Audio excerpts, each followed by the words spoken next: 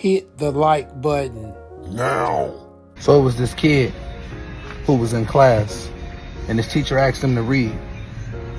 And he jumped up and he said, man, all these people in here got their hands up and you want to pick me? Why you want to pick me? Like, you just picking on me. And he threw a nut. He got angry. He got so upset. He got frustrated. His eyes became the water. And he was like, you trying to embarrass me. You know you doing this on purpose. And the teacher was like, I just wanted you to read. Like, you know, what's the problem? And he was like, man, you didn't see my hand up. And you know, he was so irritated and aggravated. He couldn't control it. It was uncontrollably. He was sweating profusely and he began stuttering and he was so mad. He was so frustrated. Then he jumped up and he zoomed out the classroom and he slammed the door. And the teacher said, damn, what did I do wrong? And the student came up to him and said, and the student went up to her and said, he can't read. And she said, oh. I said that story because our youth today have trouble reading life, and they have trouble reading responsibility and reading out loud. They have a trouble trying to figure out what it is that they're going to do in this world when they've been left alone. These orphans that have been forced to go to the streets, these young kids that have been children of unavailable emotional parents. Their parents haven't been emotionally available to them. They've been emotionally isolated. They've never been tutored. They've never been loved. They've never been diagnosed. They've never felt the warmth the warmth of family. They don't understand what these things mean. They don't know what that. The only family to them is gang. That's why gang is so important now to these youngsters, because gang is the only place where they could have been unadulteratedly themselves. Gang is the only place that they went where they were at peace. Gang was the only place that accepted them for who they were. Gang was the only ones that said, bro, you don't gotta learn how to read blood out loud. We ain't gonna laugh at you. We ain't gonna, you know why? Cause shit, we don't even know how to read. So let me tell you this.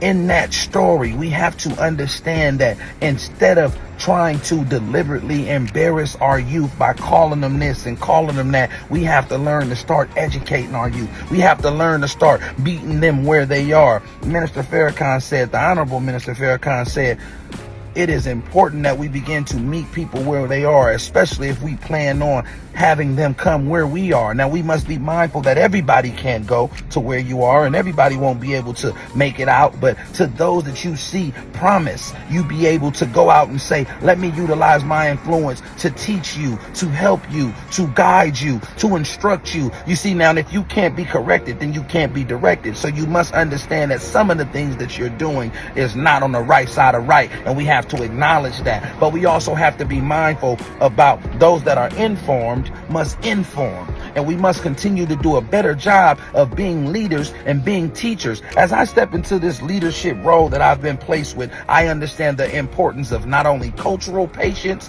but I also understand the importance of learning the situations on where they are and what they are and identifying with them. In scripture, God told Adam, we must learn to give names to these things so we can point them out. We must learn to give names to things so we can point out when we see it. When we see a kid that's bothered, when we see a person that's frustrated, when we see a person that's emotionally isolated, we have to be able to have observation skills to notice these things in order to correct them. So we have to continue to keep going. Now, if you don't have nothing nice to say, don't say nothing at all. And if you're going to say something, why don't you say a prayer?